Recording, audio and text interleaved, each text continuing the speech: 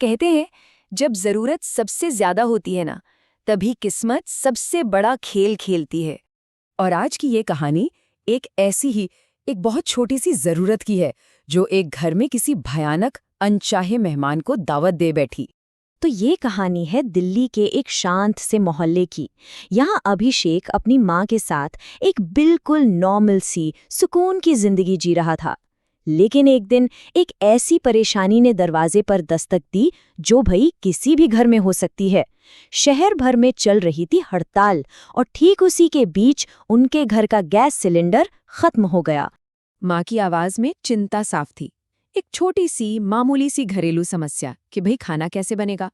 पर उन्हें क्या पता था कि ये खाली सिलेंडर उन्हें किस गहरे, कभी न खत्म होने वाले अंधेरे में खींचने वाला है। अपनी माँ को परेशान देखकर अभिषेक बेचैन हो गया।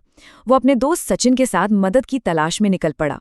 रात के करीब 10 बज रहे थे और उनकी ये तलाश उन्हें एक ऐसी गली में ले आई जहां स्ट्रीट लाइट की रोशनी भी मानो जाने से डरती थी।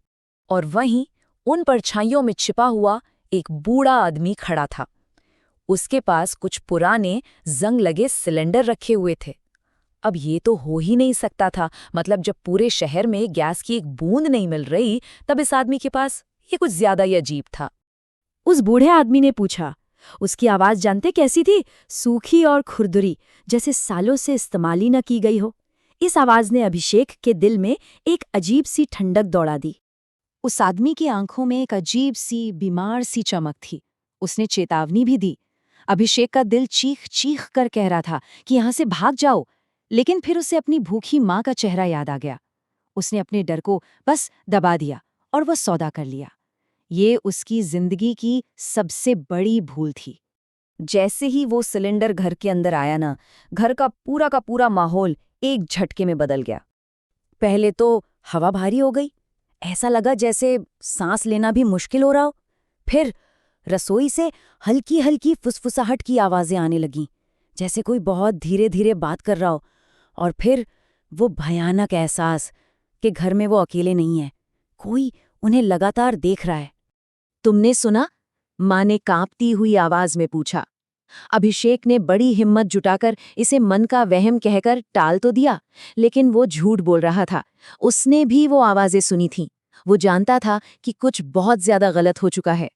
और फिर वो हुआ जिसने उनके सारे शक को एक भयानक यकीन में बदल दिया।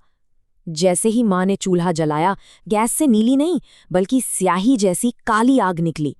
एक ऐसी आग जिसमें कोई गर्मी नहीं थी, सिर्फ एक अजीब सी रूह कपा देने वाली ठंडक थी। और उसी काली आग के बीच से एक भयानक गूंजती हुई आवाज आई, मुझे आजाद करो। इस आवाज के साथ ही वो सिलेंडर जमीन पर खुद ब खुद हल्का हल्का कांपने लगा। दहशत के मारे अभिषेक घर से बाहर भागा। वो पागलों की तरह वापस उसी गली की ओर दौड़ा, उस बूढ़े आदमी को ढूंढने। लेकिन वहां कोई नहीं था। वो बूढ़ा आदमी जैसे हवा में ही गायब हो गया था। जमीन पर एक जले हुए निशान के पास अभिषेक की नजर एक पुरानी मुड़ी-तुड़ी तस्वीर पर पड़ी। ये तस्वीर उसी बूढ़े आदमी की थी और तस्वीर के पीछे लिखा था 1998 गैस फैक्ट्री ब्लास्ट, सभी कर्मचारी जिंदा जल गए। अभिषेक के पैरों तले जमीन खिसक गई। वो कोई आम सिलेंडर नहीं था, वो उन जलकर मरी हुई आत्माओं की कैदगाह को अपने घर ले आया था। अभिषेक पागलों की तरह घर की तरफ भागा।